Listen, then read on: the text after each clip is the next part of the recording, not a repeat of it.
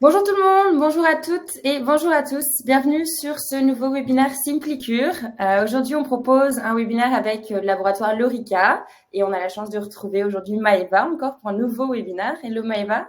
Hello Solène, bonjour Saint-Piqûre, bonjour à tous. Ravie de vous retrouver encore une fois.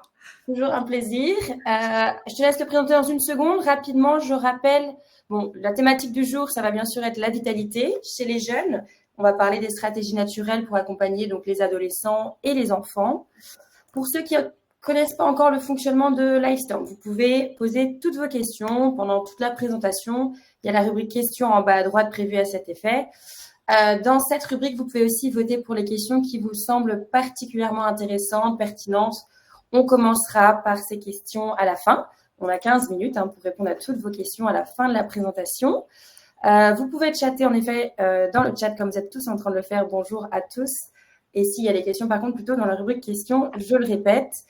Je précise également que la présentation, donc le replay ainsi que le support seront bien disponibles dans l'après-midi directement depuis votre plateforme SimpliCure. Donc, pour ceux qui n'ont pas encore de compte SimpliCure, je vous envoie le lien dans le chat. Comme ça, vous pouvez faire une demande de compte et accéder à tous les replays. Je te laisse la parole et je reviens du coup à la fin sur les questions. Yes. Alors, bonjour encore à tous et à ceux qui viennent d'arriver également.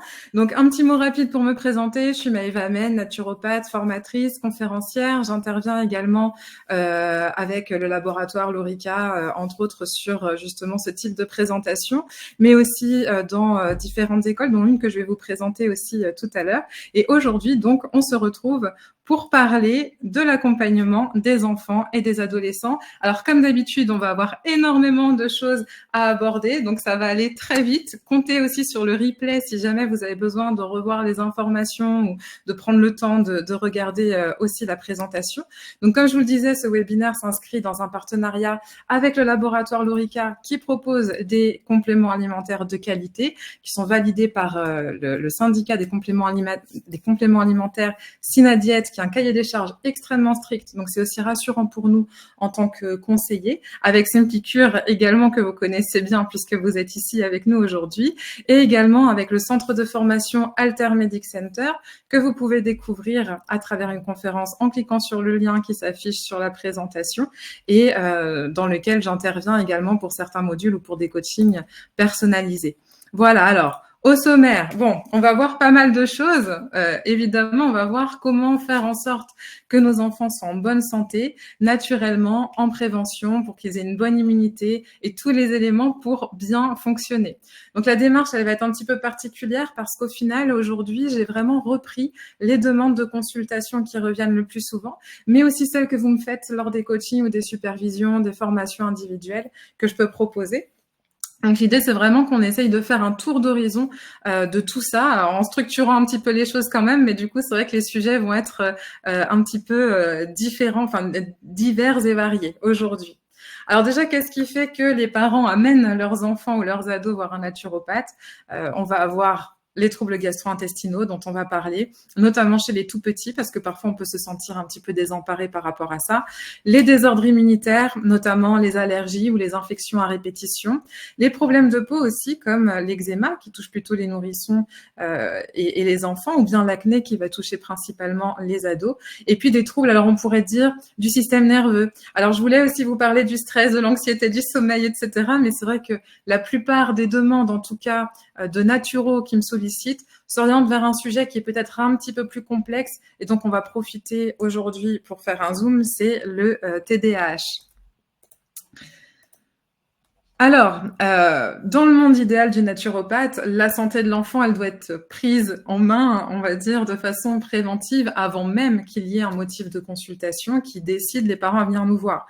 Dans les faits, malheureusement, c'est rarement le cas, et on va rencontrer donc des enfants qui ont déjà des problématiques exprimées, comme celles que je vous ai citées dans le sommaire, et qu'on va voir ensemble au cours de ce webinaire.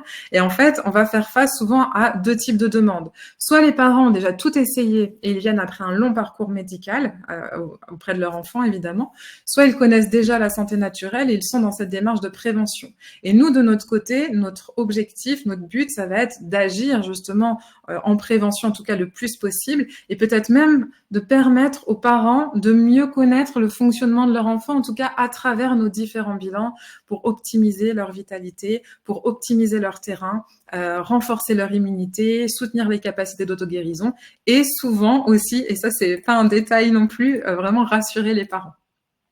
Donc, voici quelques critères santé et les clés de la prévention chez l'enfant. Alors, comme vous pouvez le voir, l'accompagnement de l'enfant en naturopathie est plein de bon sens. Il nous ramène souvent à la base de notre métier.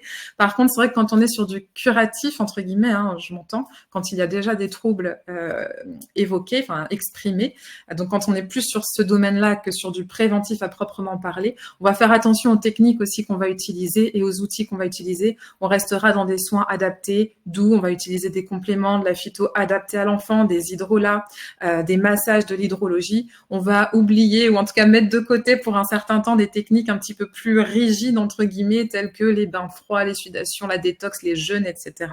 Et attention aussi à ne pas outrepasser nos limites en tant que naturaux. Donc au moindre doute, c'est vraiment important de pouvoir prendre un avis médical. Alors, on va commencer notre tour d'horizon avec les troubles digestifs chez l'enfant et l'ado. Alors, surtout chez l'enfant d'ailleurs, parce que c'est souvent là qu'on peut se sentir le plus démuni et le nourrisson, puisque l'évolution finalement de notre alimentation et de notre mode de vie entraîne nécessairement une évolution des troubles et nos petits ne font pas exception puisqu'on peut retrouver aussi des problématiques liées à l'excès de sucre, au grignotage, à l'alimentation dénaturée, raffinée, transformée avec des additifs. Parfois même, on les voit manger devant les écrans. Ils peuvent aussi avoir une vie un peu plus stressante. On remarque beaucoup les enfants aujourd'hui qui ont des emplois du temps de ministres. Ils peuvent être soumis aussi à la sédentarité, à des prises d'antibiotiques à répétition, etc. Et tout ça va avoir nécessairement des répercussions sur leur santé et notamment sur leur santé digestive. Alors, un petit mot sur les spécificités de l'enfant. Bon, évidemment, l'enfant, en tout cas le nouveau-né, n'a pas la capacité à mastiquer. Donc, avant les premières dents, c'est impossible de fournir ce conseil. Bon, c'est la petite blague, j'imagine que vous vous en doutez. Mais ce qui va être surtout important à retenir, c'est qu'en fait, la sécrétion d'acide chlorhydrique, donc vraiment au niveau de l'estomac, va être faible aussi jusqu'à ces 18 mois. Donc, on va avoir moins d'enzymes, moins de pepsines qui vont être associées, ce qui peut générer des troubles digestifs. Or, si les protéines sont mal digérées, mal dégradées, elles peuvent passer sous une forme qui n'est pas adaptée au niveau de l'intestin grêle et à ce moment-là prédisposer l'enfant à des allergies ou des intolérances alimentaires. Et puis son estomac, en termes de place, il ne peut pas accueillir de gros volumes. En plus, le cardia est plutôt immature, l'œsophage est court et c'est ce qui peut générer aussi des reflux qu'on retrouve beaucoup chez le tout petit. Généralement, ces reflux sont bénins. Par contre, on peut avoir des régurgitations qui sont répétées et qui peuvent en fait évoluer vers des problématiques inflammatoires telles que les œsophagites. Et là, à ce moment-là, on va avoir d'autres symptômes aussi marqués. On va avoir un enfant qui montre des signes de douleur déjà dès le début de la tétée. Il hurle, il vomit, parfois il vomit même du sang et puis il a du mal à prendre du poids. Donc là, déjà, le premier conseil, bon, en dehors de tout l'accompagnement médical, etc., c'est de diminuer la quantité du repas, augmenter les repas, les rendre plus fréquents, mais par contre, faire des petits repas. Par rapport au pancréas, c'est pareil, le pancréas n'est pas mature non plus et ses capacités digestives ne sont pas encore totalement fonctionnelles. La lipase va augmenter jusqu'à 3 ans pour digérer les graisses et de même l'amylase pancréatique aussi, qui est absente à la naissance, n'est mature que vers 3 ans, donc pour digérer les amidons. Ça va être la même chose pour le foie, la vésicule biliaire. C'est aussi pour ça d'ailleurs que les enfants peuvent avoir des jaunisses du coup à la naissance, parce que les enzymes hépatiques finalement sont peu actives et les sels biliaires vont être faibles pendant les premiers mois, ce qui peut générer une mauvaise absorption des graisses. Alors ça peut s'observer par exemple quand les sels sont un petit peu plus verdâtres. Ça peut être aussi en lien avec la lactase, mais en tout cas voilà, ça peut être lié à ces sels biliaires immatures. Et puis justement par rapport à l'intestin, donc on peut retrouver avec ce défaut parfois de lactase, des troubles digestifs tels que les coliques, les ballonnements, les gaz ou comme je vous le disais, des selles vertes. Mais on va aussi avoir une immaturité intestinale qui finalement va se prolonger jusqu'à 4-5 ans et qui peut générer aussi des problématiques d'ordre plus inflammatoire, puisqu'en fait le système barrière ne fonctionne pas encore tout à fait parfaitement. Donc c'est très important de faire attention à la sensibilité alimentaire de l'enfant. On fait attention aussi au niveau de la diversification. Alors là, je rentre pas dans les détails de la diversification. Normalement, on le voit un petit peu en long, en large, en travers dans les cours naturaux. Par exemple, par rapport à l'apport de fibres, on va pas donner de fibres insolubles en grande quantité ou autre, ce qui peut aussi générer des troubles digestifs à ce niveau-là. Mais l'idée, voilà, c'est vraiment de respecter aussi le rythme de l'enfant et de pouvoir rassurer les parents par rapport à cette immaturité du système digestif. Donc, pour revenir sur les régurgitations et les RGO qui font partie des motifs de consultation pour les tout petits qui sont les plus fréquents, vraiment toujours rassurer le parent. Comme je vous dis, c'est vraiment un trouble qui est très, très courant pendant la petite enfance. Généralement, ça ne dépasse pas l'âge de 4 mois, bien que quand même, on se rende compte que ça peut aller parfois jusqu'à 1 an, voire 1 an et demi. Et c'est, comme je vous le disais, en partie lié à l'immaturité du système digestif, donc c'est physiologique. Et on va avoir vraiment une différence en fait à prendre en compte entre la régurgitation qui est physiologique justement et le reflux. Et là, on va le voir au niveau des effets secondaires. C'est-à-dire que la régurgitation telle qu'elle, physiologique, ne va pas générer d'inconfort chez le nourrisson. C'est juste le lait qui ressort, alors c'est inconfortable pour le parent, mais par contre le nourrisson, voilà, lui, il fait son truc et on voit qu'il n'est pas du tout perturbé. Par contre, le reflux va être vraiment très gênant et ça peut provoquer des douleurs, des inflammations qui sont embêtantes. Alors, on s'est rendu compte aussi que certains probiotiques montrent un intérêt justement parce qu'en fait, des signaux qui proviennent du microbiote peuvent agir à différents niveaux. Déjà, ils vont pouvoir influencer le tonus musculaire des sphincters digestifs. Ils peuvent aussi moduler la sécrétion d'acide gastrique et enfin, bien sûr, limiter les réponses inflammatoires locales qui peuvent aussi être susceptibles d'affecter la région gastro-œsophagienne. En ce qui concerne la colique du nourrisson, alors elle est décrite comme des pleurs excessifs, inconsolables, en tout cas difficiles à consoler. Le bébé soulève ses jambes, il se tortille, il a des gaz, enfin bref, ça peut être compliqué à gérer. Elles surviennent d'ailleurs plus souvent la nuit et elles commencent généralement à partir de 5 à 6 semaines d'âge. Donc en médecine, on parle de la règle des 3 pour définir les coliques. On parle de pleurs d'au moins 3 heures par jour, pendant au moins 3 jours par semaine et pendant au moins 3 semaines. Donc c'est éprouvant aussi bien pour le bébé que pour les parents. Et il a été montré aussi que les produits laitiers, dans ce cas-là, ont été entre guillemets suspectés ou incriminés parce qu'ils vont favoriser la production des gaz intestinaux, donc majorer l'inconfort du bébé. Parce que justement son inconfort il va le manifester par des pleurs et cet inconfort est lié à la distension du système digestif qui justement génère cette problématique.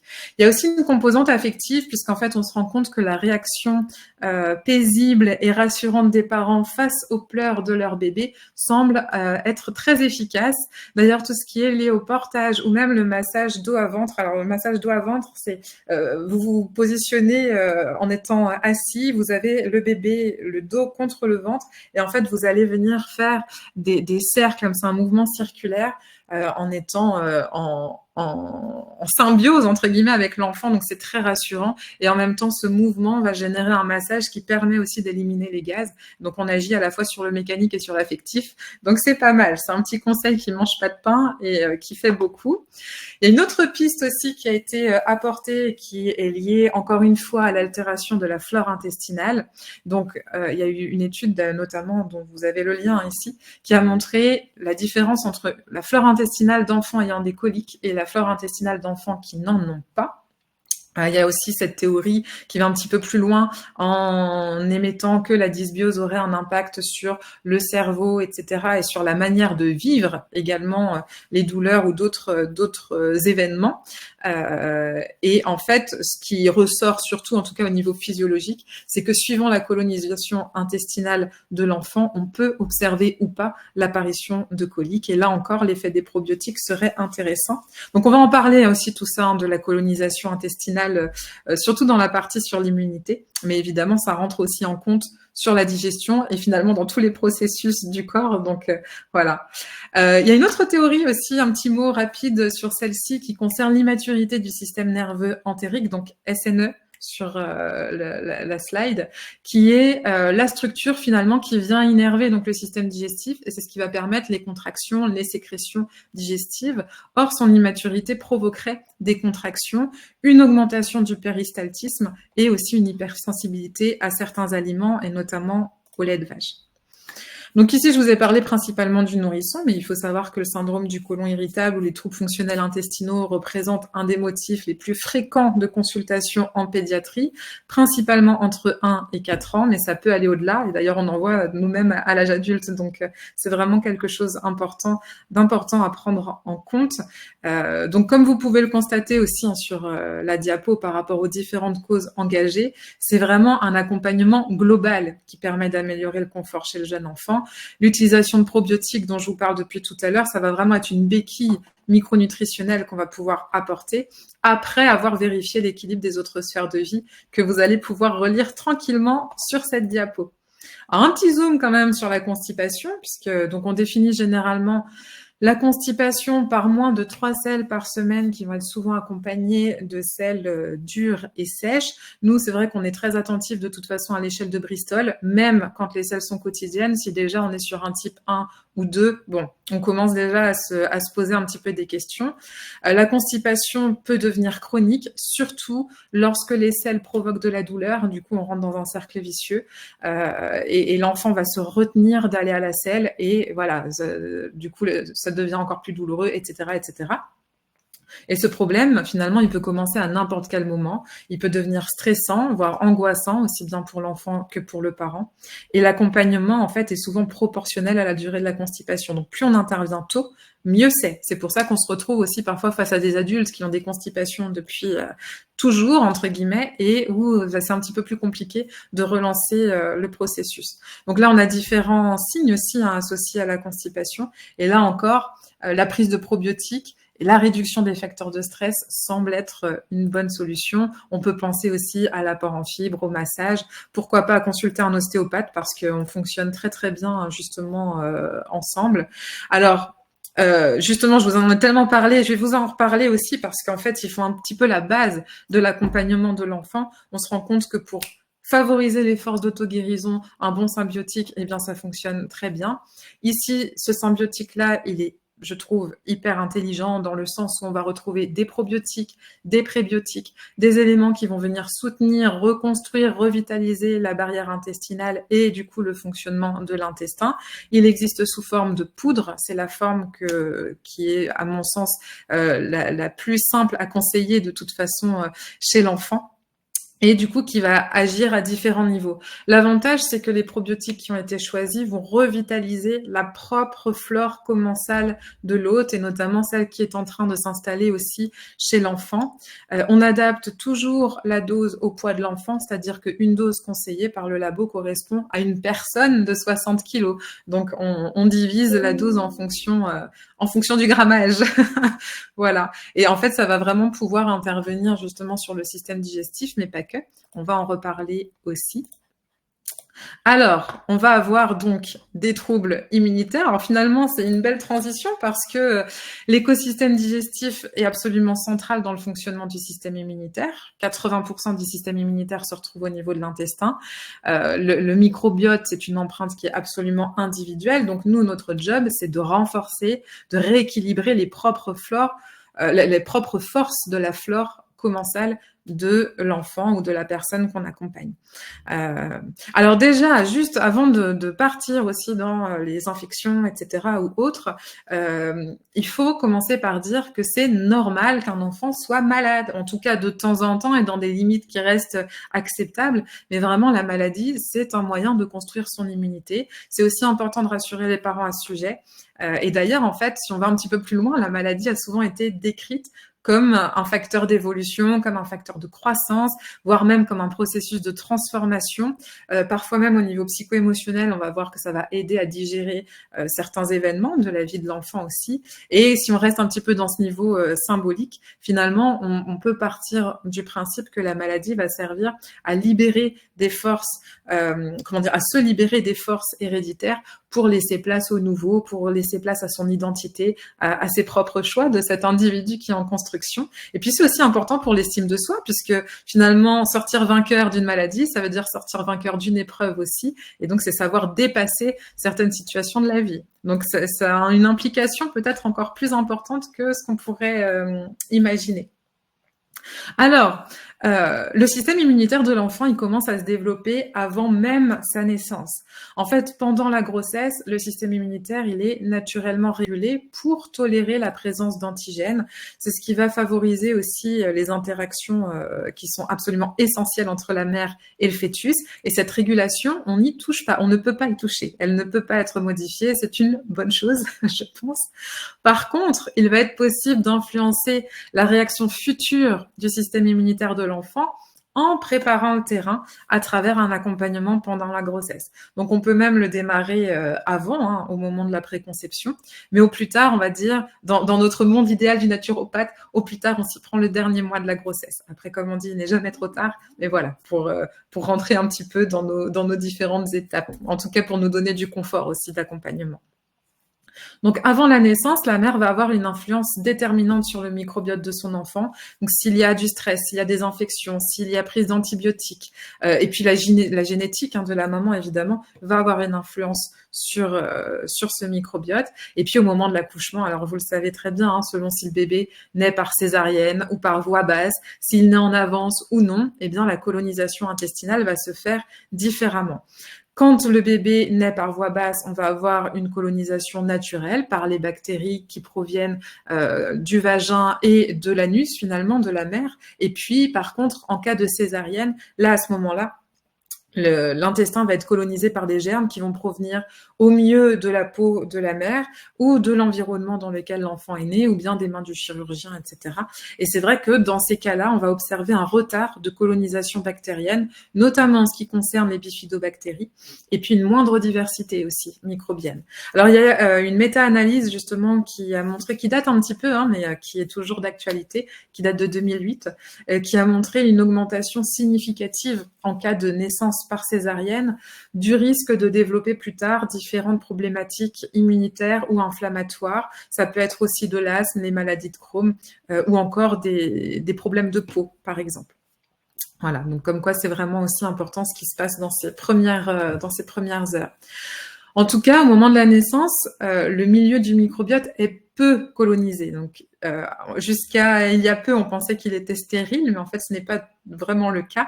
Mais bref, au moment de la naissance, on va vraiment avoir un gros bouleversement parce que 72 heures après l'accouchement, l'intestin du nourrisson va déjà contenir 1000 milliards de bactéries qui se sont installées. D'ailleurs, il y a aussi une importance dans l'ordre de colonisation puisque les premières colonisatrices vont jouer un rôle essentiel puisqu'elles vont venir consommer l'oxygène de l'environnement et c'est ce qui va favoriser l'implantation d'autres espèces qui vont former la majeure partie du microbiote mature de l'enfant. Donc après, il y a énormément de choses qui vont venir interférer avec ce microbiote et plus l'enfant grandit, plus ces choses vont être aussi diverses et variées. Donc évidemment, on va avoir le mode d'alimentation de l'enfant. Est-ce qu'il est allaité naturellement ou pas? Comment se fait le sevrage? Comment se fait la diversification alimentaire? Quel est son environnement? Est-ce que c'est un enfant unique ou pas? Est-ce qu'il y a la crèche ou pas? Enfin bref, voilà, il y a vraiment beaucoup de choses qui vont rentrer aussi en compte à ce niveau-là. Et en tout cas, la maturité du système immunitaire s'acquiert aux alentours de 7 ans. Parfois, ça va même un petit peu plus loin. Donc, il faut le temps.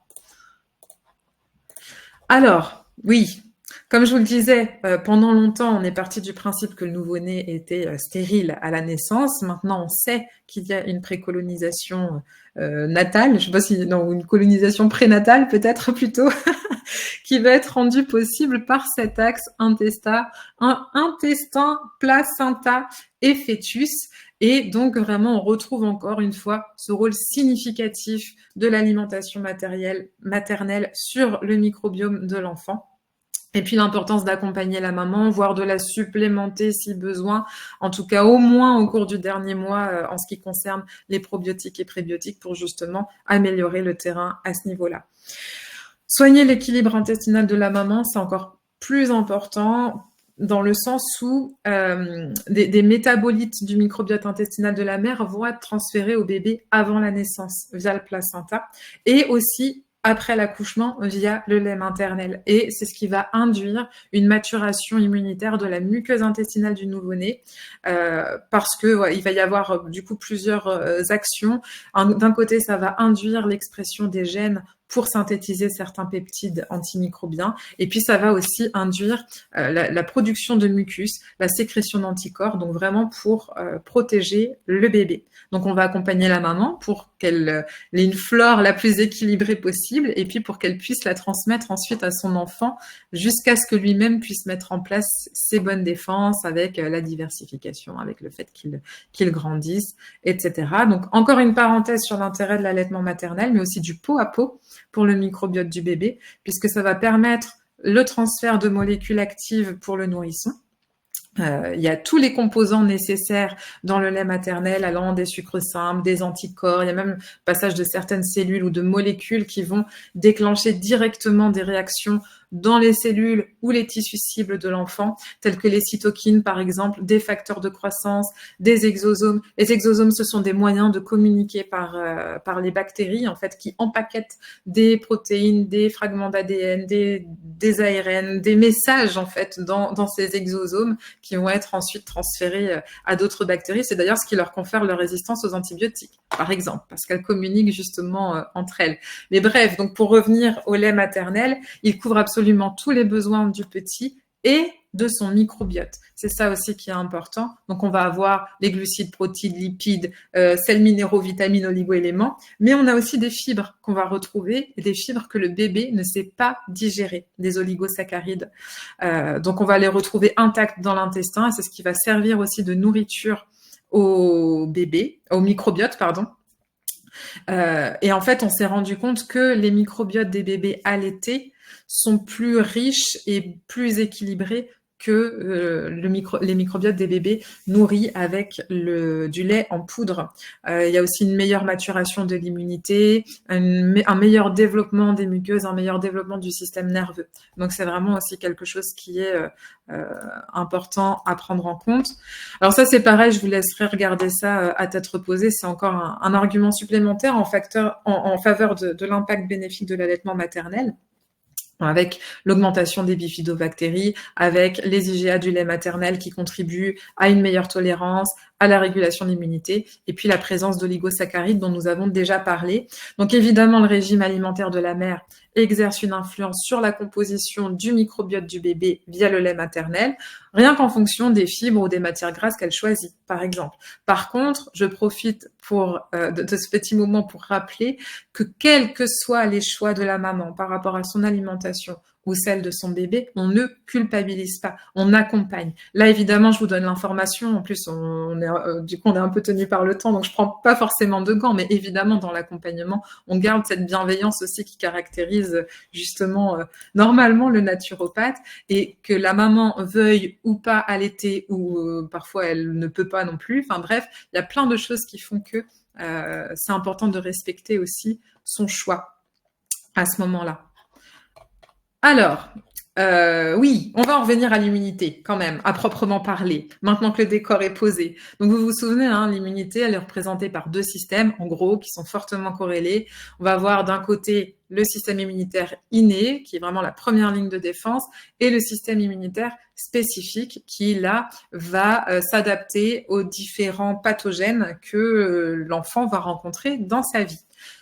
Normalement, ces systèmes fonctionnent en harmonie et ils s'activent et se désactivent en fonction des besoins. Alors, de manière très schématique, le système immunitaire, justement, il va activer différentes voies. La voie TH1 qui va être l'immunité intracellulaire via une activité cytotoxique, et puis la voie TH2 qui va favoriser la production d'anticorps et donc qui va plutôt s'orienter dans la voie extracellulaire, dans la protection extracellulaire. Or, c'est la voie TH2 qui est prédominante chez les nouveau-nés, c'est normal, c'est physiologique. Par contre, ce qui va être embêtant, c'est quand cette voie TH2 perdure. Et en fait, il a été démontré que les enfants qui ont des infections ORL à répétition vont avoir des marqueurs de la voie TH2 à des taux très importants et des marqueurs de la voie TH1 complètement effondrés. Et donc, en fait, c'est vraiment dans la persévérance de ce déséquilibre que va se créer ces problématiques infectieuses, cette hypersensibilité aux infections. Donc, l'avantage, encore une fois, en naturopathie, eh bien, c'est qu'on peut réguler ces voies par l'hygiène de vie. Et alors, encore une fois, vous allez dire que je radote, mais tant pis, par l'utilisation de probiotiques qui viennent justement réguler et faire maturer ces différentes voies. Et puis, alors, un petit mot aussi sur les infections à répétition, parce que c'est vrai qu'on est témoin des antibiothérapies répétées. Nous, on n'intervient pas de toute façon sur les prescriptions médicales. Par contre, notre job, ça va être de faire en sorte d'éviter ces antibiothérapies répétées, de prévenir les infections afin qu'on n'ait plus besoin d'y avoir recours, parce que bon, parfois, ça peut quand même être nécessaire en fonction des problématiques et en fonction des cas. Et on sait aussi l'impact que ces molécules peuvent avoir sur le microbiote. Or, nous, le microbiote, on veut le chouchouter. Alors, il y a autre chose aussi qu'on aime bien chouchouter, c'est la fièvre. Là, c'est pareil, je vais passer très rapidement, mais c'est pour faire un petit rappel. La fièvre, on n'est pas obligé de la baisser tout de suite, même si il faut quand même avoir une attention particulière avec l'enfant et surtout avec le nourrisson. Plus ils sont jeunes, plus on doit faire attention. Ce qu'il faut retenir, c'est que, en gros, une température normale, elle va être, bon, ça va dépendre des personnes aussi, mais généralement, c'est entre 36,7, 37,2. On va commencer déjà à avoir des petits signes à partir de 37,5. Au-delà de 38,2, on dit que la fièvre est active. Et là, généralement, on nous conseille déjà de la prendre en charge. Par contre, attention à ne pas dépasser 39 chez un enfant, surtout s'il y a une altération de l'état général. C'est vraiment ça aussi qui va donner le signal d'alarme. Et j'ai envie de dire, l'altération de l'état général, si même elle a lieu avant, on accompagne quand même. Quand on dépasse vraiment une température qui est trop importante, et dans ce cas 39, on a quand même des risques de convulsions avec un risque de destruction de certains circuits neuronaux. Donc, on ne joue pas avec ça, même si évidemment la fièvre va être un super allié parce que elle va aussi favoriser l'élimination des toxines, parce qu'elle va empêcher la reproduction des virus ou de certaines bactéries ou autres. Donc voilà, ça reste quand même un bon allié. En ce qui concerne les problématiques allergiques, maintenant, voici une petite diapo qui vient résumer les différents facteurs de risque ou au contraire les facteurs qui vont agir en faveur de l'enfant. Alors, dans les grandes lignes, dans les facteurs de risque, on va retrouver une moindre exposition aux germes, en règle générale, si on est avec un enfant unique, qui est né par césarienne, qui a pris déjà des antibiotiques qui vont avoir un impact sur le microbiote, qui n'a jamais été mis en contact avec des groupes d'enfants ou autres. Alors que dans les facteurs favorisants pour l'enfant, là, au contraire, on va avoir plus d'exposition. Donc, on va plutôt retrouver des enfants au contact d'autres enfants, au contact d'éléments naturels, au contact d'animaux, et puis des probiotiques qu'on peut retrouver dans l'alimentation ou en supplémentation, qui permettent aussi de prévenir ça. Un petit topo sur l'asthme aussi, qui peut être une des problématiques qu'on rencontre et souvent qui suit l'eczéma, en fait, parce qu'on est sur un même terrain. Alors, je vous ai jusqu'à maintenant caché l'existence d'une autre voie, mais que vous connaissez déjà sans doute, c'est la voie TH17, qui est une voie pro-inflammatoire. Donc, on a vu TH1, TH2 tout à l'heure. Celle-ci, voilà, on est vraiment sur une voie pro-inflammatoire, donc qui va être, qui va se diversifier suite à différents messagers. Je vais peut-être pas forcément rentrer dans les détails, mais vraiment, vous avez toute l'explication sur le schéma. Donc, ça, c'est assez sympa parce que ça reste assez visuel. Mais en gros, ce qui se passe, c'est que les cellules T0 vont être exposées à un allergène par des cellules présentatrices d'antigènes. Et à ce moment-là, elles vont se transformer en cellules TH2 sous l'impact de certains messagers. Les cellules TH2, elles vont activer les lymphocytes B pour libérer des IgE qui vont se fixer aux mastocytes. Et quand les mastocytes sont exposés à l'allergène, alors là, ils vont libérer des substances comme l'histamine, des prostaglandines pro-inflammatoires, des leucotrienes, etc. Ce qui va provoquer une contraction au niveau des muscles lisses, une inflammation et une production excessive de mucus dans les voies respiratoires. Et on va avoir en plus des cellules qui vont se spécialiser dans la voie TH17 qui à ce moment-là va agir aussi en favorisant l'inflammation. Et donc encore une fois, pour réguler ces voies, alors je radote, etc., mais l'intérêt des probiotiques a été démontré. Alors, un petit mot, ah oui, je vous ai pas dit, bon, je l'ai pas écrit, mais à savoir aussi en cas d'allergie, en cas d'asthme, les probiotiques, ok, mais le magnésium aussi peut être hyper indiqué pour les problématiques d'inflammation respiratoire en règle générale. Un petit mot aussi sur les parasites intestinaux parce que parfois on est amené justement à accompagner ces problématiques. Donc j'en profite. Il faut savoir que les parasites intestinaux peuvent eux aussi entraîner des complications puisqu'ils vont agir sur la fonction barrière de l'intestin, comme vous pouvez le voir sur ce petit schéma. Et c'est pas tout puisque l'infection par des parasites, l'infection, l'infection ou la colonisation ou vous m'avez compris, par des parasites va amener le système immunitaire de l'hôte à se polariser vers la voie TH2, ce qui va empêcher l'organisme de se défendre en activant la voie TH1 ou la voie TH17 qui va justement être peut-être plus indiquée pour les problématiques finalement infectieuses. Parce que de toute façon, là, la TH2, on est vraiment sur de l'extracellulaire. C'est aussi pour cette raison. Donc, on va observer aussi une modification de la forme des cellules caliciformes, donc une hyperplasie des cellules caliciformes qui vont chercher à augmenter la production de mucus pour évacuer les parasites. C'est aussi pour ça qu'on peut avoir des selles qui sont modifiées quand il y a des parasites. Et par contre, ces parasites, dans leur propre défense, ils peuvent aussi à leur tour libérer des enzymes, des protéases qui vont venir dégrader la mucine. Alors, il y a encore énormément de mécanismes qui sont mal compris et pourtant, je vous dis, ce schéma, il est tiré d'une publication qui date de 2023, donc c'est quand même hyper récent. Et bref, l'idée vraiment, quand il y a des parasites, c'est de pouvoir assainir tout ça. Pour ça, je vous propose d'utiliser le mycodélite, en tout cas chez les enfants de plus de 6 ans, parce qu'il contient des huiles essentielles, mais c'est vraiment un super produit qui contient également des plantes assainissantes, de la propolis, des extraits de pépins de pamplemousse, et donc on peut l'utiliser de manière très simple pendant 3 jours. On fait une pause de 15 jours et on recommence une cure de 3 jours. Comme ça, si jamais il y a des œufs ou quoi que ce soit qui sont restés, hop, on dézingue tout et puis on repart à zéro. Alors finalement, entre notre immunité et la peau, on se retrouve encore avec une belle transition. D'ailleurs, c'est une transition que j'avais développée aussi dans mon webinaire Peau miroir de l'organisme. Alors pour ceux qui l'ont suivi, sinon vous pouvez aller le voir évidemment si ça vous intéresse. C'est vrai que les problèmes de peau très souvent sont liés aussi à un déséquilibre immunitaire, à une auto-inflammation, et c'est ce qui va créer une boucle perpétuelle, enfin peut-être pas perpétuelle quand même parce qu'on peut le résoudre, mais en tout cas qui peut être chronique. Alors là, je reprends vraiment des éléments principaux, je pars du principe que les bases sont acquises, mais en tout cas, si vraiment vous avez besoin d'aller plus loin, je ne peux que vous encourager à voir le webinaire qui a déjà été donné à ce sujet. Alors, pour rappel, on est bien plus bactérien qu'humain, puisque nous avons 10 puissance 14 micro-organismes dans l'intestin et 10 puissance 12 au niveau de la peau, alors que nous avons 10 puissance 13 cellules dans notre organisme. Donc, et finalement, il y a une similitude aussi entre ce qui se passe au niveau de l'intestin et au niveau de la peau, puisque le microbiote intestinal, tout comme le microbiote cutané, évolue à travers l'âge. En plus, les cellules de l'intestin et de la peau sont toutes les deux au contact avec l'extérieur et donc elles ont aussi une particularité anatomique qui se recoupe par exemple avec des desmosomes, des jonctions serrées, etc. Et elles ont toutes les deux une fonction immunitaire et aussi hormonale qui est très importante. Alors, je ne vais pas développer cet aspect forcément aujourd'hui ici, mais c'est absolument fascinant. Donc, vous voyez sur le schéma un intestin sain avec une peau d'apparence normale à gauche.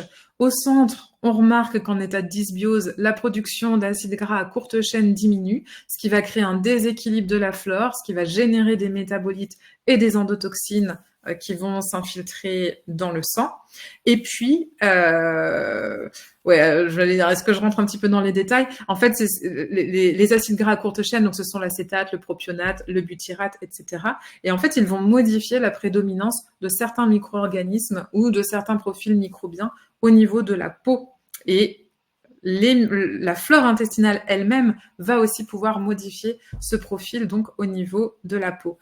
Du coup, les effets des acides gras à courte chaîne peuvent être plutôt anti-inflammatoires, que ce soit au niveau local ou bien à distance, et notamment au niveau cutané.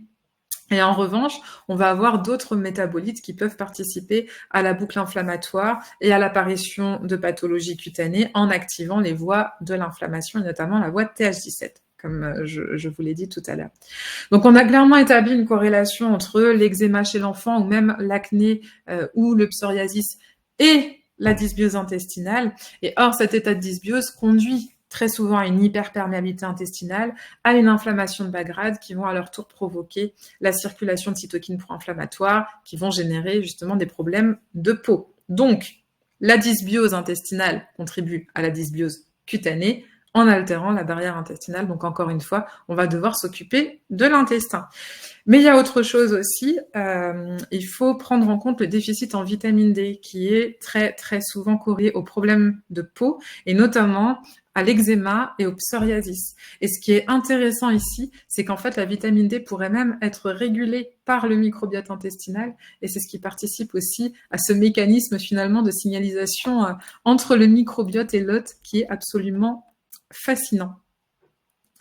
Alors, pour l'acné, on est exactement dans cette même configuration. Là, je vais développer un axe peut-être supplémentaire, enfin, dont on reparlera, je crois, juste après. J'ai dû garder la diapo parce que je vous avoue que j'en ai éliminé quelques-unes pour pouvoir tout caser dans le temps imparti. Mais on va aussi parler de l'axe hypothalamo-hypophyso-surrénalien, donc l'axe du stress qui rentre en compte également dans les problématiques de peau. En gros, dans l'acné, on va avoir une inflammation au niveau des glandes sébacées qui sécrètent du sébum, qui contient différents éléments en différentes proportions, donc des triglycérides qui serviront notamment de nourriture au microbiote cutané, mais aussi du cholestérol, du squalène, des stérols, etc. Et en fait, la régulation de cette glande, elle repose sur 3 facteurs. Sur la régulation hormonale, des facteurs endogènes et des facteurs exogènes. Et avec la régulation hormonale, on comprend pourquoi l'acné survient surtout à l'adolescence, puisqu'on va avoir une prévalence des hormones sexuelles.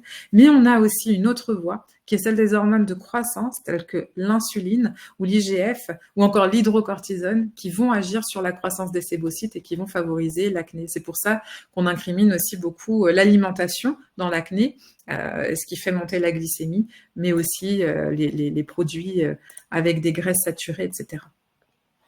Alors, les causes holistiques de l'acné que vous voyez ici, que je ne vais pas forcément détailler parce que voilà, vous avez déjà la petite liste et vous avez en schéma l'impact des différents aliments et modes alimentaires, justement sur les problématiques de peau, enfin, notamment l'acné. Donc, voici notre axe HHS, l'axe hypothalamo-hypophyso-surrénalien peau. Donc, c'est pour illustrer très rapidement, en fait, le stress va, très synthétiquement, le stress va entraîner une réaction en chaîne au niveau de l'axe neuro-immuno-endocrinien qui va générer une inflammation cutanée. Alors, ce qui est intéressant aussi, c'est qu'en fait, justement, ce terrain inflammatoire va aussi favoriser le détournement du tryptophane dans la voie des kynurénines. Je ne sais pas si ça vous parle, ça, mais on aura peut-être l'occasion d'en reparler tout à l'heure. Et du coup, on va avoir moins de sérotonine disponible et du coup, un stress majoré. Et on est encore dans un cercle vicieux qui s'installe avec stress, inflammation, du coup, qui génère un autre stress, qui génère de l'inflammation, etc. Ouais, je vais passer vite là-dessus. Alors, par rapport à l'eczéma, donc l'eczéma, c'est une problématique qui s'exprime elle aussi sur un terrain plutôt atopique de type TH2, terrain allergique, avec la même composante, encore une fois, entre l'axe intestin, peau et l'axe hypothalamo-hypophyso-surrénalien. Donc, ce qu'on peut remarquer aussi dans ce schéma, c'est que les différentes voies immunitaires s'amplifient, entre guillemets, avec l'âge. Donc, plus on intervient tôt pour réguler le terrain, plus c'est facile, même si, comme je vous l'ai dit, il n'est jamais vraiment trop tard. Alors, quelques études ont montré, enfin, pléthore d'études d'ailleurs ont montré l'intérêt des probiotiques. puisque l'administration des probiotiques, en tout cas par voie orale, induit plusieurs choses, notamment la stabilisation de la communauté bactérienne, ce qui va favoriser aussi la restauration d'une composition correcte du microbiote. Et en fait, ce processus a l'avantage d'agir sur différentes voies, et notamment les voies de la dopamine et de la sérotonine, ce qui va réduire l'impact du stress. Et bon, comme on l'a vu, même si c'était très rapide, mais le stress est un facteur très important dans les troubles cutanés. Donc, ces études ont montré qu'une supplémentation en probiotiques améliore le phénotype cutané. Parfois, c'est ce que je dis à mes consultants, vous avez des problèmes de peau, ne vous étonnez pas si vous ressortez avec des probiotiques, parce que parfois, on se dit, mais attends, c'est quoi le lien? Elle n'a rien compris, celle-là. Mais si, c'est justement parce qu'il y a vraiment des liens très étroits. Et les prébiotiques aussi vont être importants, puisqu'ils vont nourrir les bactéries, ils vont favoriser la synthèse des acides gras à courte chaîne dont on a parlé. Et tout cela va permettre de réduire le stress oxydatif, l'inflammation au niveau systémique, de réguler les cytokines, de diminuer les marqueurs inflammatoires. Alors évidemment, ce n'est pas tout parce qu'il y a aussi, comme je vous le disais, la vitamine D à prendre en compte, les oméga 3, il faut un bon statut en oméga 3, le magnésium qui va avoir son importance aussi, mais tout ça, ça va être à évaluer en fonction de chacun. Et donc, je vous ai mis de toute façon les études à la fin pour tout ça. Alors, les troubles nerveux. Donc, on a parlé très rapidement du stress, ce qui tombe bien puisqu'il est impliqué un petit peu dans tout ce qu'on a vu déjà depuis le début, les troubles digestifs, les problèmes de peau. L'idée, c'était à la base de boucler la boucle avec, en abordant justement les problématiques de stress, d'anxiété, etc. Et il y a quand même un sujet qui me parle beaucoup et pour lequel j'ai beaucoup de questions et qui a pris un petit peu le pas sur tout ça, c'est le TDAH. Et je me suis dit, on n'aura jamais le temps de tout voir ensemble. Donc, on va faire ensemble un zoom sur le TDAH parce que c'est celui pour lequel j'ai le plus de questions, comme je vous le disais, lors des coachings, des supervisions. Et l'idée, voilà, c'est de pouvoir aller un petit peu plus loin que ce qu'on pourrait voir d'habitude, même si, évidemment, il mériterait un gros webinaire à lui tout seul. Alors, le TDAH, qu'est-ce que c'est? Eh bien, c'est un trouble neurocomportemental qui est chronique et qui est le plus fréquent aussi. Et il est en constante augmentation au fil des ans. Je crois que je parle trop, j'ai la voix qui commence à partir. J'espère que je vais pas finir à faune. Donc, les garçons sont plus de 2 fois susceptibles que les filles d'avoir un diagnostic de TDAH et environ 50% des personnes diagnostiquées durant l'enfance et l'adolescence ont encore des symptômes persistants à l'âge adulte, ce qui signifie en gros qu'un enfant TDAH sur 2 aura des symptômes à l'âge adulte.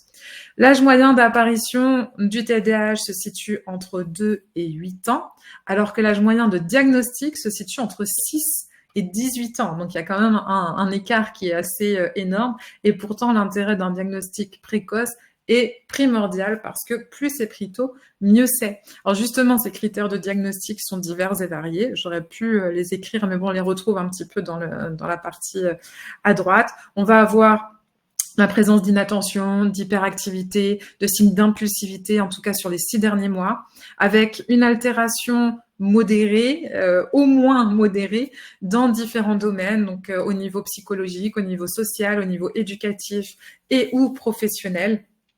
On va avoir également, on demande entre guillemets pour diagnostiquer cela, même si ce n'est pas à nous de le faire, bien évidemment, mais il faut que les symptômes soient apparus avant l'âge de 12 ans. Et très, très souvent, on va se retrouver aussi avec des comorbidités associées, c'est-à-dire que 70% des enfants et des personnes atteintes de TDAH ont des comorbidités associées qui vont se manifester par différents troubles, des troubles émotionnels et comportementaux, c'est-à-dire anxiété, dépression, toxicomanie, des troubles oppositionnels également.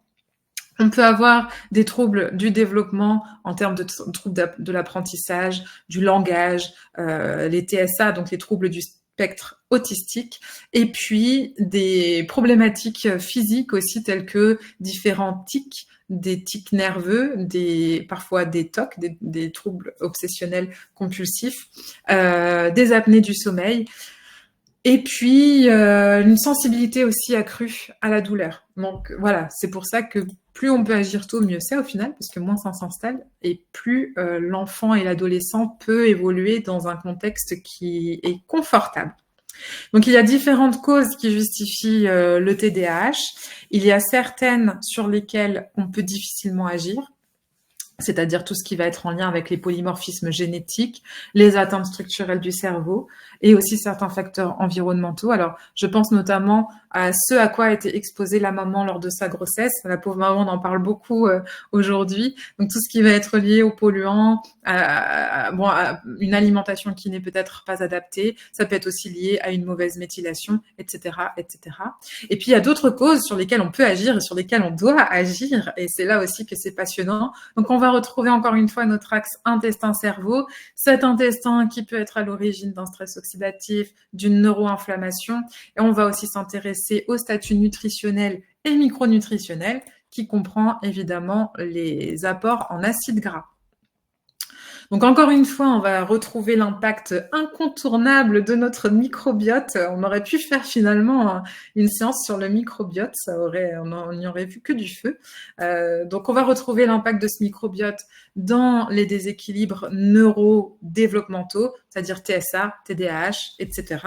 Donc vous voyez sur le schéma différentes voies qui configurent cet axe microbiome intestin-cerveau, c'est-à-dire la voie neuronale, la voie neuroendocrinienne et la voie immunitaire également. Donc, je vous fais un petit zoom sur chacune de ces voies. Alors là, on en aura deux en une. Mais dans la régulation neurologique et endocrinienne, on va avoir encore une fois l'axe hypothalamo-hypophyso-surrénalien qui tient la première place.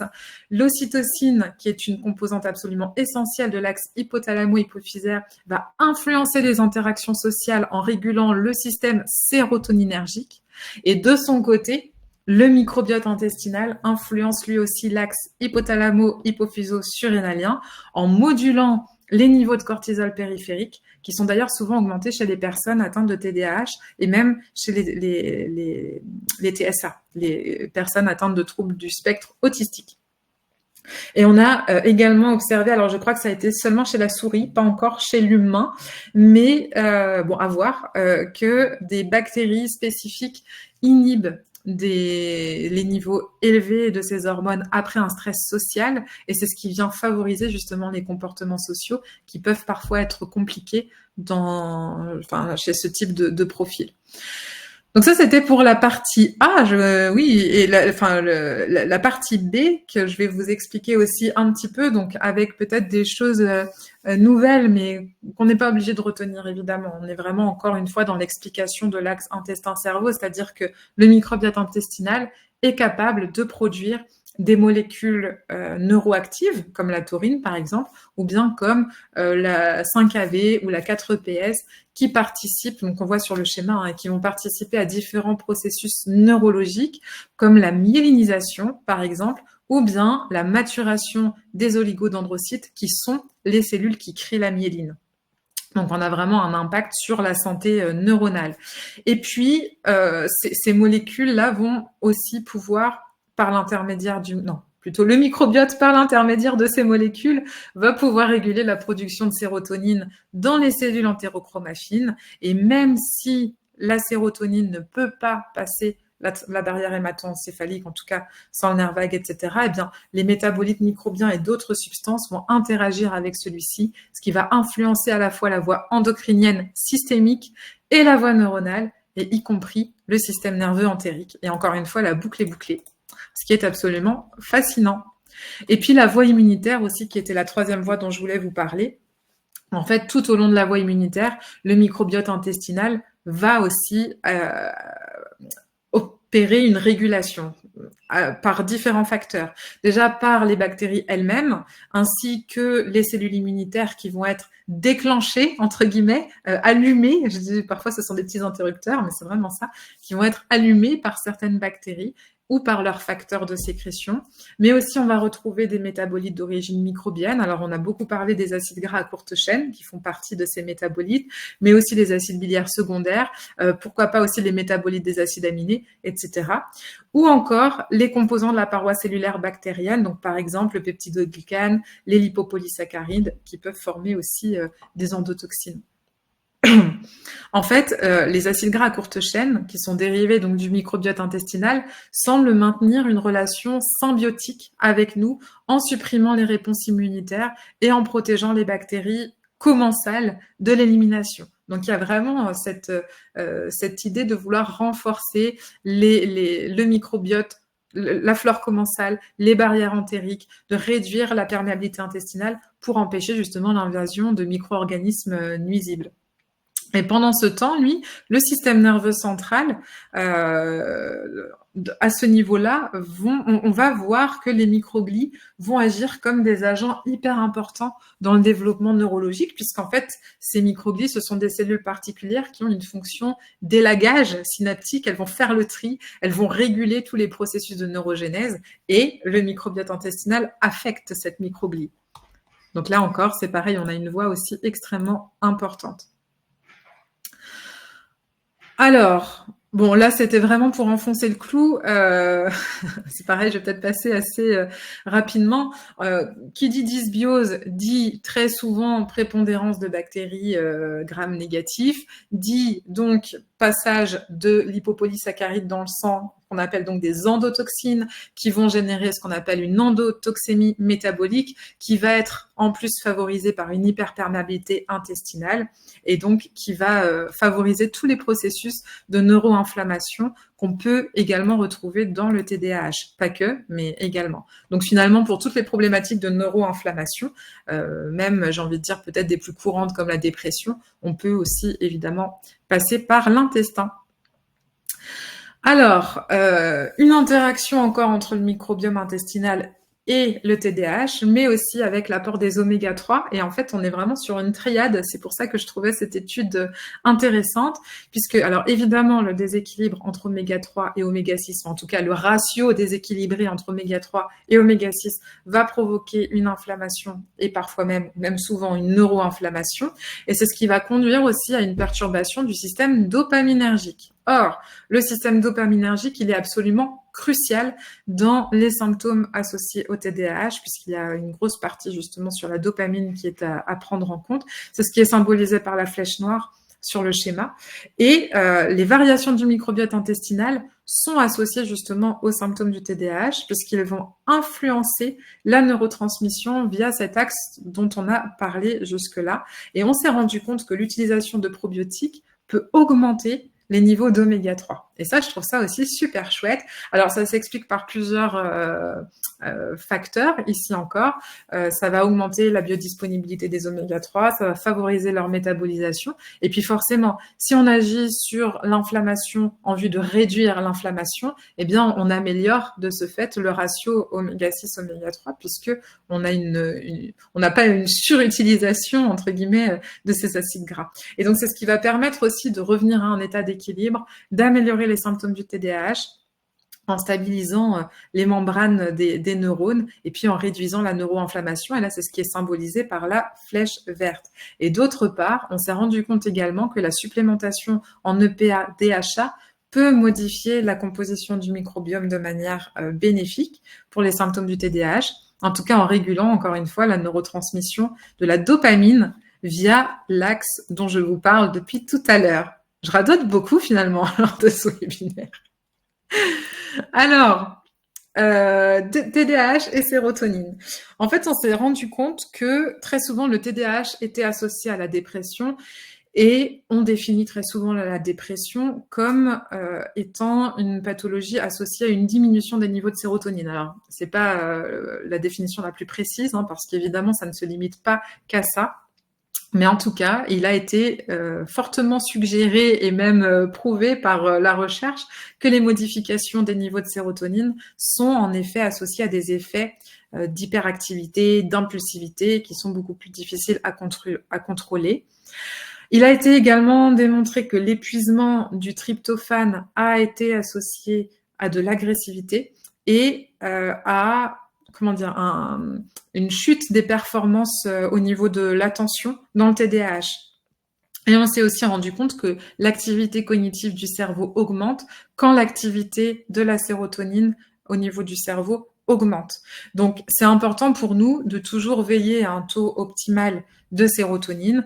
On prend toujours en compte ce qui se passe dans l'intestin pour éviter un éventuel détournement du tryptophane, puisque vous vous souvenez, alors je vous en ai parlé très très rapidement tout à l'heure, mais pour remettre un petit peu les choses au clair, pour être sûr de perdre personne ou d'éviter de perdre trop de monde, le tryptophane, qui est le précurseur de la sérotonine, peut être dévié de son objectif dans la synthèse de la sérotonine par deux actions principales.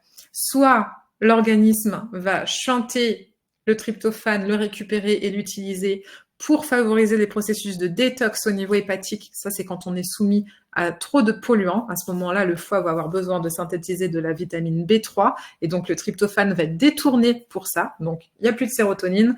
Et puis, l'autre explication, c'est qu'effectivement, sur un terrain inflammatoire, le tryptophane va être détourné aussi dans une voie qui est aussi pro-inflammatoire et qui s'appelle la voie des kynurénines. Et là, c'est encore une fois en agissant au niveau de l'intestin qu'on va pouvoir réguler tout ça. Alors, j'espère que je dépasse pas. Solène, est-ce que tu as juste 30 secondes pour me dire combien de temps il me reste? Parce que je bavarde, mais j'ai du mal à visualiser là. Non, ça va, c'est bon, tu peux finir. Ok, je peux y aller. Bon, merci. Du coup, je vais prendre un petit peu le temps sur cette diapo, sinon je verrai encore passer très vite. Donc, en plus des règles d'hygiène de vie qu'on connaît et dont les plus importantes sont sans doute le respect des rythmes biologiques, la gestion du stress, du mental, l'alimentation, toujours la diète méditerranéenne qui montre beaucoup d'effets positifs sur plein de choses et puis en prévention et évidemment aussi sur les enfants. C'est vraiment là en fait que l'alimentation rentre en jeu puisque c'est un des plus grands modulateurs du microbiote avec le stress. Et puis c'est aussi parce qu'elle va apporter tous les nutriments et les micronutriments nécessaires au bon fonctionnement de toute la machine. Donc, on a relevé quand même dans les cas de TDAH que certains déficits vont amplifier largement l'expression du trouble, notamment les oméga 3. Alors, on en a parlé, mais parce qu'effectivement, les oméga 3, en plus d'agir sur l'inflammation, vont aussi participer à la transmission des signaux nerveux qui vont occuper une place absolument essentielle dans le fonctionnement, dans le développement, dans la structure même du neurone. Les oméga 3 aussi vont pouvoir améliorer la fluidité des membranes cellulaires, ce qui va favoriser l'absorption ou la captation et la libération des neurotransmetteurs. Et puis, on a quand même des études aussi qui viennent appuyer tous ces propos-là, où on voit des enfants souffrant de TDAH qui sont complètement améliorés au niveau de leurs symptômes, notamment des symptômes d'hyperactivité, d'inattention. On voit aussi une diminution des taux d'interleukine 6, par exemple, qui est un messager pro-inflammatoire.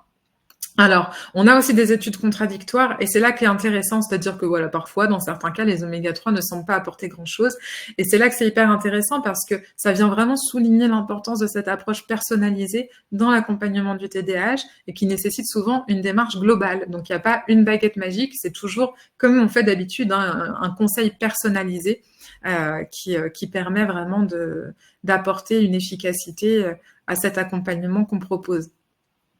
La vitamine D, alors bon, la vitamine D, c'est pareil, on ne la présente plus. Elle exerce un rôle absolument crucial au niveau de la protection et notamment du système dopaminergique, qui est quand même le principal neurotransmetteur affecté en cas de carence. Donc, pas de vitamine D, on a du mal à faire de la dopamine. Et pas de dopamine, ou en tout cas des problématiques de dopamine, ça vient amplifier complètement les symptômes du TDAH. Et on s'est rendu compte, ce qui est intéressant aussi, que les enfants atteints de TDAH présentent généralement des niveaux de vitamine D inférieurs à ceux des enfants en bonne santé.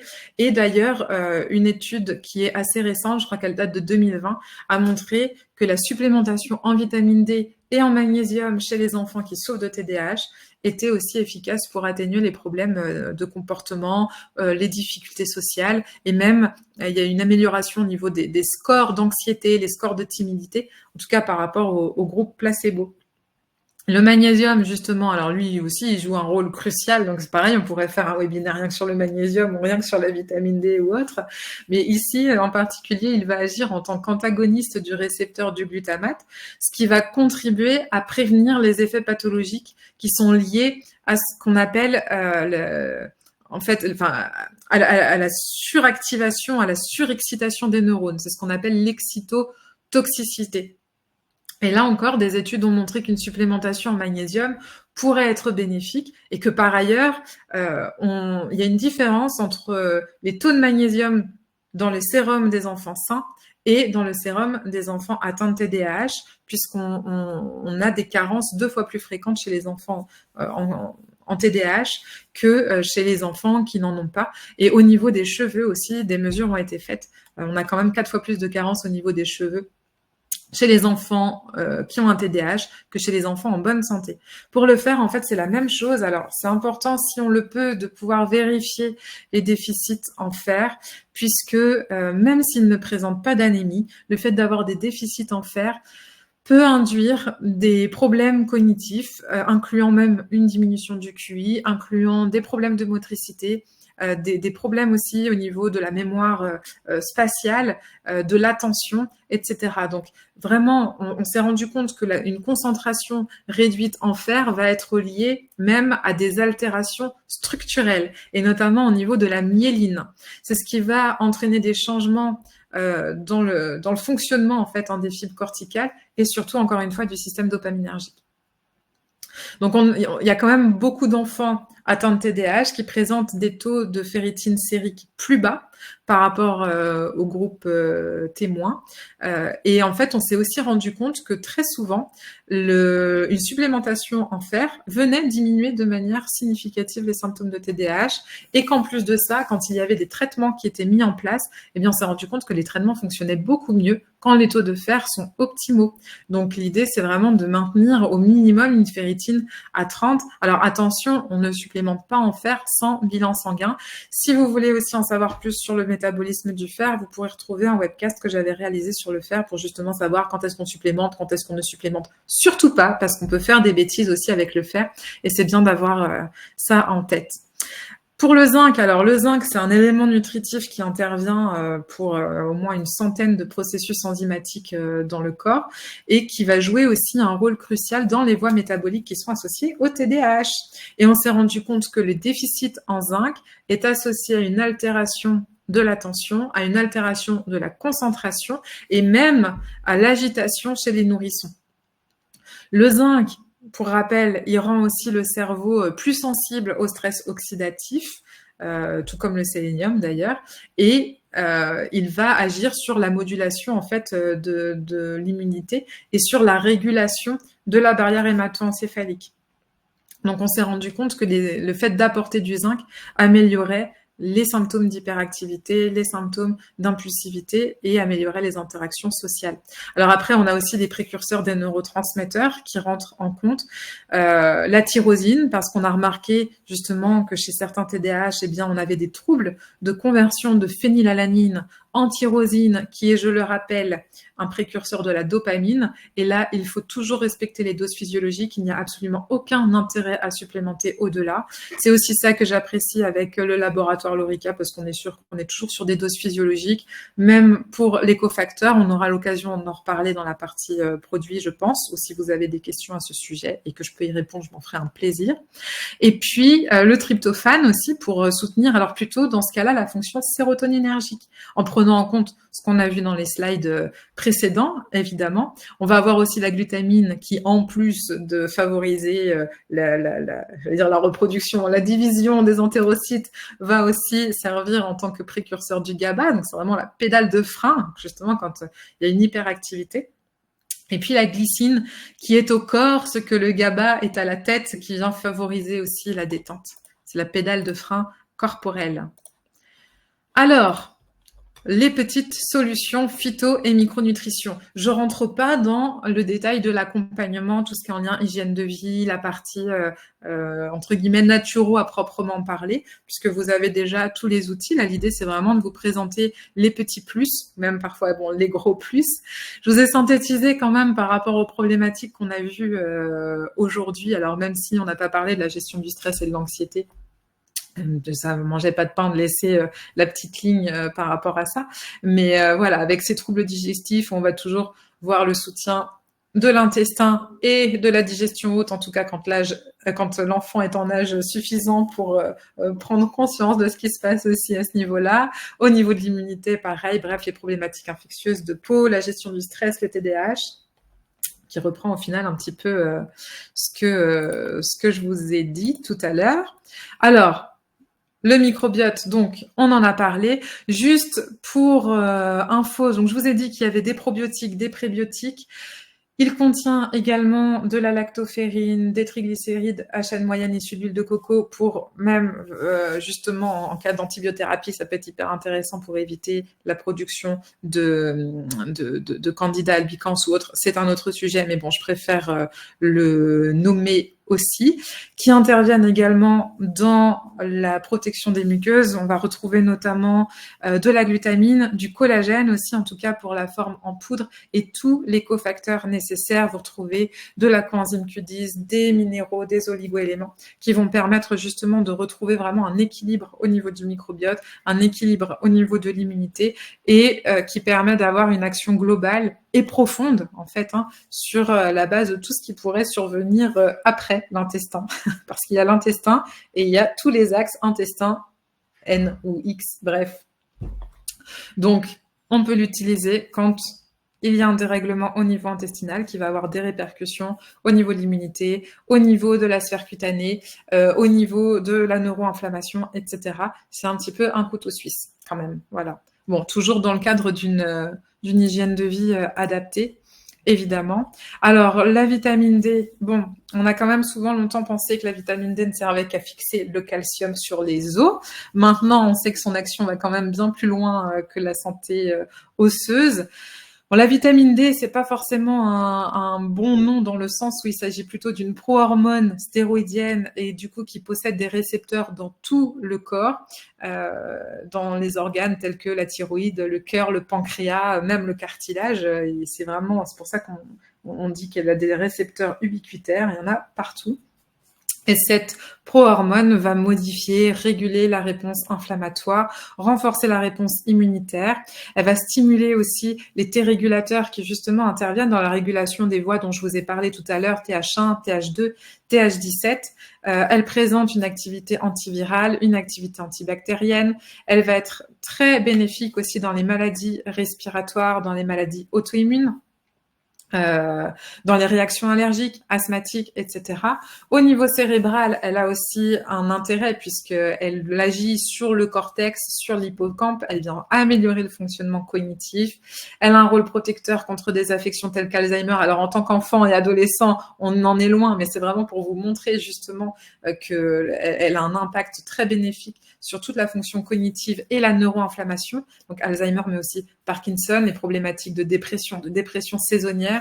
Et puis, ce qui peut être aussi intéressant pour nos loulous, c'est qu'en fait, la vitamine D vient activer les récepteurs aux hormones de croissance et c'est ce qui favorise la croissance.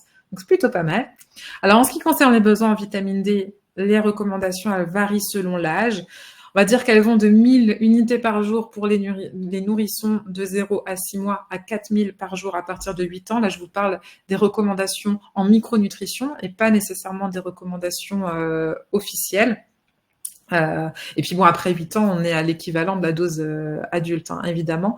Et ce sont des généralités qui ne tiennent pas compte, comme je vous le dis, de la couleur de peau, de la corpulence, de la zone géographique, etc. Donc voilà, on est toujours dans un conseil individualisé, évidemment.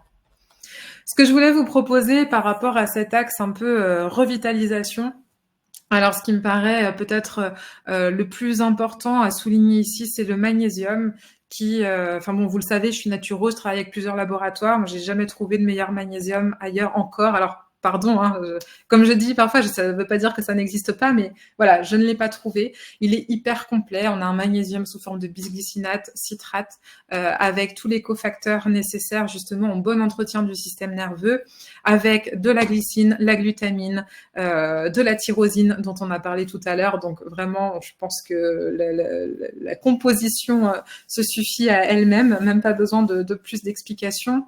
Le fer à lime, pareil, même combat que le magnésium de l'Orica, c'est-à-dire que là, on est sur un supplément en fer, avec un fer sous forme de bisglycinate. Rassurez-vous, vous allez voir bisglycinate de zinc. Alors, parfois, on me dit, oui, mais le fer et le zinc, c'est pas compatible, etc. C'est vrai, sauf quand c'est sous forme de bisglycinate, puisque là, justement, il n'y a pas de concurrence entre les deux. Donc, n'ayez pas peur par rapport à ça, qui contient également de la lactoferrine et tous les éléments nécessaires pour que le métabolisme du fer se fasse bien. Je rappelle qu'on ne conseille pas de faire à l'aveugle, c'est toujours avec un bilan sanguin ou à la limite pour peut-être remplacer un complément qui a été mis en place et qui n'est pas toléré parce que c'est une forme qui n'est pas assimilée et qui a pu être mise en place par le médecin, par exemple. Mais bon, c'est toujours bien d'avoir son accord, évidemment. En tout cas, si on peut se libérer de quelques troubles digestifs. Alors, dans l'accompagnement de l'ado, c'est vrai que j'en ai pas parlé, mais on aurait très bien pu parler de l'adolescente anémiée également. Donc, on peut y penser dans ce cas. Pour les problématiques infectieuses à répétition, vous avez aussi l'immunospectrum, alors qui est un complément qui fait des merveilles, pas seulement chez l'adolescent, hein, aussi chez la personne immunodéprimée, chez la personne en post-chimio pour refaire la formulation sanguine. On est sur une base d'alkylglycérol avec de la vitamine D, du zinc et d'autres vitamines qui vont aussi justement pepser l'immunité, à ne jamais utiliser en cas de maladie auto-immune parce que c'est vraiment un très bon stimulant. En fait, les alkylglycérols vont permettre la multiplication, ou en tout cas la spécialisation des cellules souches en cellules sanguines, et notamment les globules blancs. Voilà. Et le tonugène, en fait, qui correspond à un multivitamines et minéraux, donc qui est intéressant pour combler les carences, avec ici aussi des acides aminés, précurseurs des neurotransmetteurs, des phospholipides qui vont permettre, en fait, d'améliorer, d'optimiser la communication cellulaire. Et donc, on relance vraiment l'énergie de la mitochondrie à la cellule, en passant par la communication cellulaire, puis jusqu'au système. Mon l'axe du stress, ah bah oui, c'est vrai, au final, alors, je vous en ai pas parlé, alors j'ai supprimé certaines slides, mais pas toutes. Bon, il y a quand même des choses qui peuvent être intéressantes, même par rapport à ce qu'on a vu aussi au TDAH. Il faut savoir que le Cap Sérénité, c'est un complément qui prend aussi deux voies. Il y en a un à base de rhodiol et un à base de ginkgo. Les deux peuvent être intéressants en cas de TDAH, je pense notamment à celui-ci. Le ginkgo aussi est vraiment intéressant dans le sens où on vient même prévenir parfois certains symptômes secondaires au niveau de la vascularisation qui sont liés au TDAH. Donc, ça permet vraiment de retrouver aussi un équilibre. Et ici encore, on retrouve un complément hyper complet avec une partie phyto, une partie micronutrition, tous les cofacteurs nécessaires, dont du magnésium sous forme de bisglycinate qui est déjà dans le complément, donc c'est plutôt intéressant. Des acides aminés précurseurs des neurotransmetteurs, dont le tryptophane, dont j'ai parlé aussi.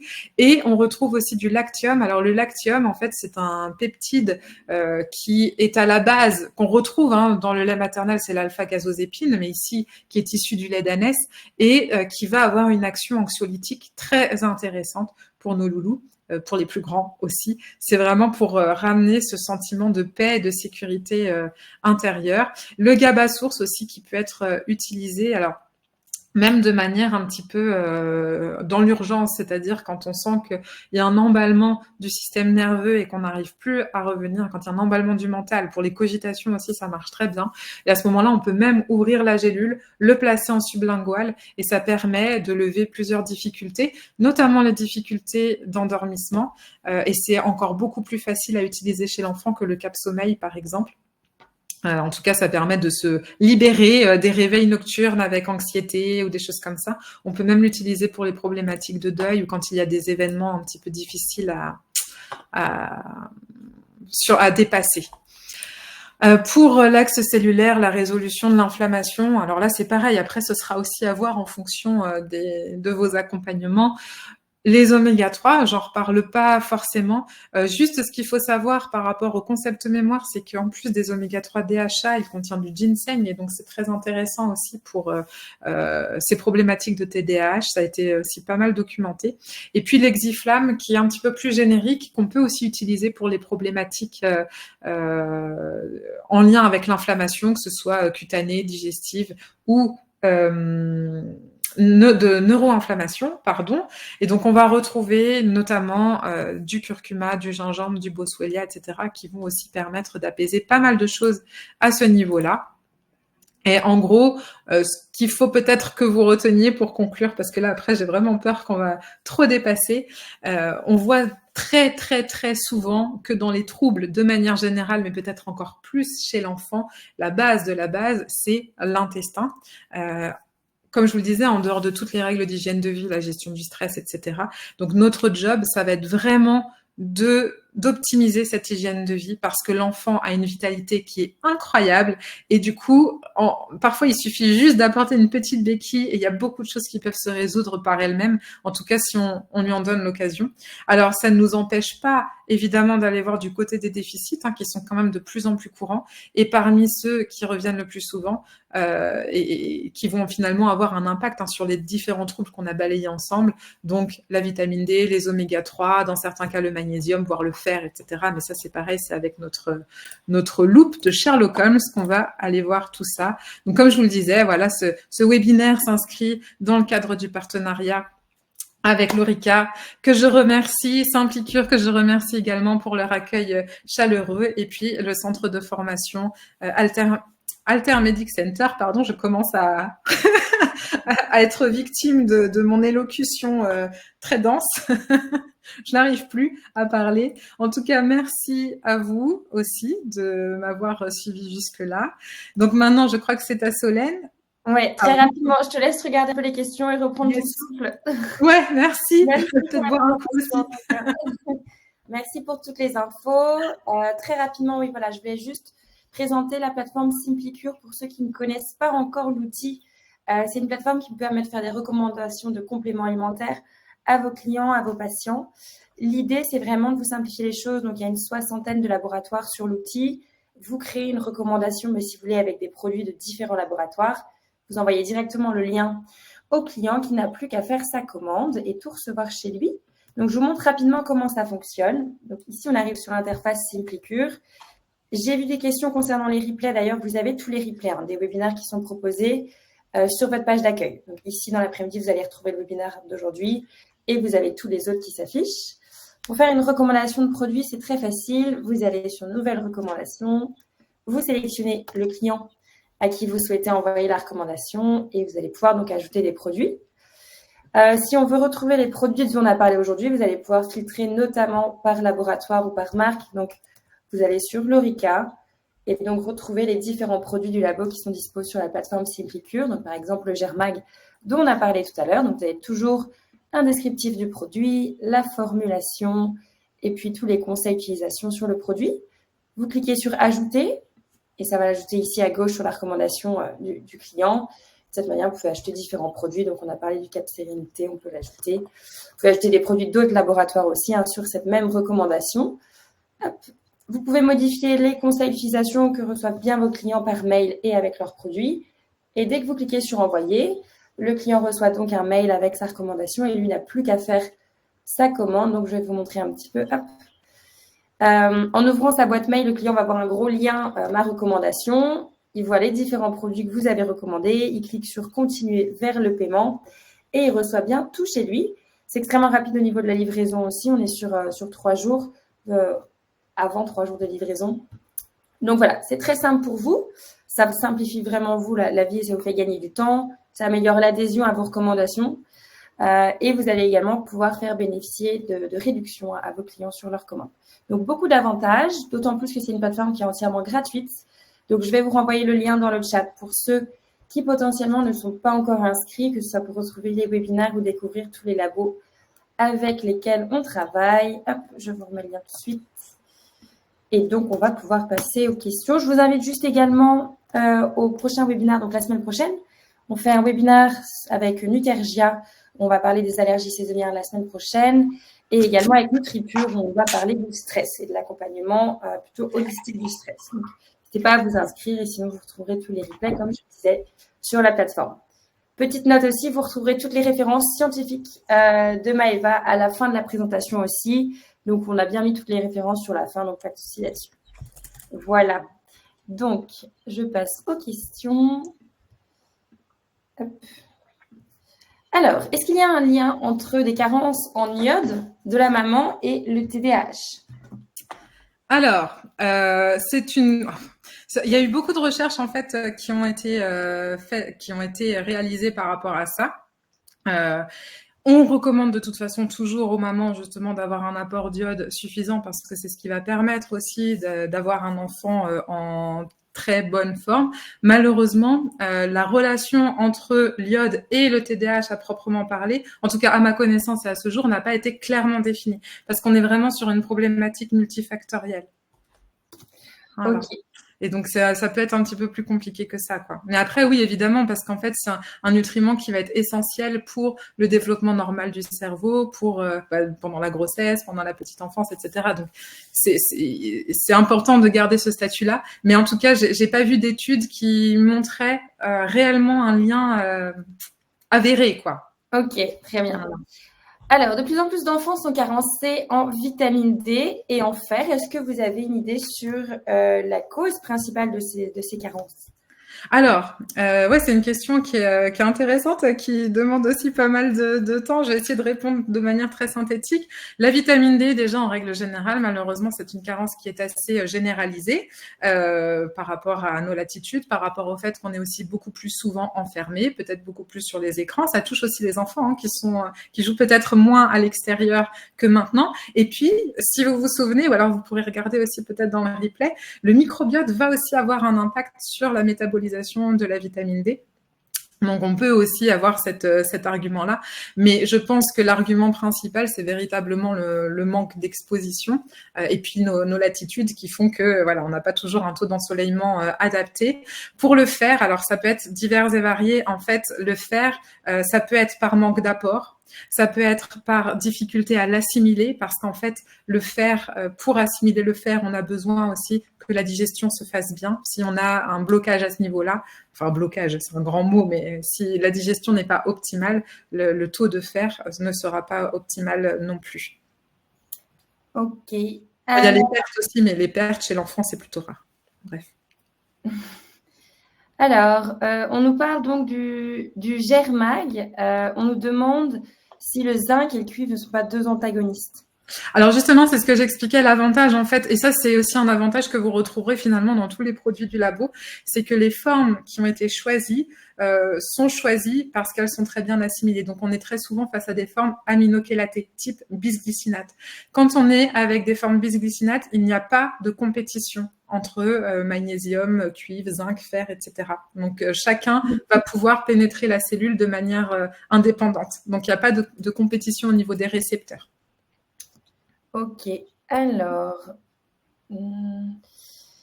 donc on nous parle un peu du diagnostic, donc du TDAH, TDA, qui serait un petit peu exagéré. Voilà, aujourd'hui on parle rapidement, on pose rapidement ce diagnostic au vu des critères actuels. Une majorité d'enfants pourraient être diagnostiqués. Donc c'est pas vraiment une question, je pense que c'est plutôt un débat ouvert ici. Je sais pas si tu as. Mais c'est hyper intéressant parce que c'est vrai qu'il y a beaucoup de maladies qu'on trouve maintenant qui n'existaient pas avant. Alors c'est pas qu'elles n'existaient pas forcément avant, mais c'est qu'il n'y avait pas de diagnostic. On peut toujours remettre en question le diagnostic. Alors là, je parle plus dans la philosophie. Je suis pas du tout ni dans la médecine ni quoi que ce soit. Mais à quoi va servir le diagnostic et à qui va servir le diagnostic aussi? Parfois, ça peut être une véritable question. On le voit également avec, je crois que j'en avais parlé aussi lors d'une vidéo sur la dépression où finalement maintenant, enfin. Dans la dépression, dans le diagnostic de la dépression, donc il y a aussi plusieurs critères et les périodes de deuil étaient mises en dehors parce que évidemment en période de deuil on va avoir des symptômes dépressifs mais qui sont absolument normaux, c'est physiologique, c'est psycho-émotionnellement entendable. Ça ne veut pas dire qu'on est rentré dans un processus pathologique, c'est un événement de la vie qui a fait que. Et en fait récemment on a enlevé cette parenthèse là, donc ça s'appelait l'exception du deuil et maintenant il n'y a plus l'exception du deuil. Donc on peut toujours questionner aussi les diagnostics. Après, il y a des personnes aussi qui sont rassurées, justement, parce qu'elles ça les amène à comprendre certaines choses. Et de toute façon, j'ai envie de dire, nous, on s'en fiche du diagnostic en tant que naturopathe puisqu'on accompagne la personne. Donc, quand on voit qu'il y a des inconforts, on pourrait parler d'inconfort. Quand il y a des inconforts, quand on sent que la concentration n'est pas optimale, quand on sent que voilà, il peut y avoir aussi une certaine morosité ou des choses comme ça, ou même pour les troubles digestifs, on n'est pas obligé de mettre des mots dessus. C'est ça aussi qui est intéressant pour nous, c'est que ça nous laisse vraiment l'opportunité d'accompagner la personne et pas la maladie. Ok. Alors, dans l'acné, les dermatos prescrivent des cyclones qui détruisent le microbiote. Que faire? Les probiotiques peuvent-ils être donnés en même temps? Je pense que c'est les cyclines. Oui, on peut. Alors, c'est pareil. De toute façon, on ne se met pas en travers d'une prescription médicale. Ce qu'on peut faire, c'est faire en sorte d'améliorer le terrain pour qu'il n'y ait plus besoin d'utiliser ce type de traitement. Là, j'avais développé aussi pas mal ce sujet-là sur le Webi peau miroir de l'organisme. Et évidemment, on peut protéger le microbiote. Ouais, je pense que c'est même fondamental. Alors, comment éviter la deuxième voie de métabolisation du tryptophane qui engendre une carence en sérotonine? Donc la deuxième voie, je pense, quand j'ai parlé de ce tryptophane qui pouvait être dévié soit vers le foie, soit vers la voie des kynurénines. Je crois que j'avais dit dans ce sens-là. Donc j'imagine que la deuxième voie, c'est la voie des kynurénines. C'est un nom qui est un peu compliqué. En fait, comment faire pour éviter cette déviation? Encore une fois, en prenant soin de l'intestin. Parce que c'est vraiment à ce niveau-là que ça va se jouer. C'est à cause de l'inflammation qu'on va avoir au niveau de l'intestin que ce tryptophane-là va servir à autre chose. Et justement, même, il peut rentrer dans un circuit où il va aider, entre guillemets, à générer de l'inflammation. C'est dommage. Ok. Alors, si on est... Bon, après, il y a beaucoup de questions sur des cas particuliers d'enfants, enfin, quelques questions en tout cas.